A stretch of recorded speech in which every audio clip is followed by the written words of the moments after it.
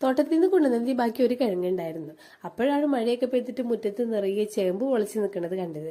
അപ്പൊ പിന്നെ ഒട്ടും താമസിച്ചില്ല, ചെറുതാണെങ്കിലും അതിന്റെ താളൊക്കെ ഇങ്ങോട്ട് മുറിച്ചെടുത്ത്. ഇത് അതിന്റെ കിഴങ്ങാണ് കേട്ടോ, ചേമ്പിന്റെ കിഴങ്ങാണ്. ഒരെണ്ണത്തിന്റെ കിഴങ്ങ് കൊടുത്തിട്ടുണ്ടായിരുന്നു. ഇതെല്ലാം കൂടിയും കൊത്തി നുറുക്കി നമ്മൾ പണ്ടത്തെ പഴമക്കാരുടെ ആരോഗ്യത്തിന്റെ രഹസ്യമായിട്ടുള്ള കിഴങ്ങും താളും കറി വെക്കാൻ പോവുകയാണ്. ഈ വൈകിയ വേളയിൽ ഇതെല്ലാം കൂടി വാരി പ്രഷർ കുക്കറിലിട്ട് വേവിക്കേണ്ടി വന്നു. അപ്പോൾ വൈറ്റമിൻസ് ഒന്നും നഷ്ടപ്പെടണ്ടെന്നുള്ളവർ മറ്റെന്തെങ്കിലും പാത്രത്തിലിട്ട് വേവിക്കുന്നതായിരിക്കും നല്ലത്.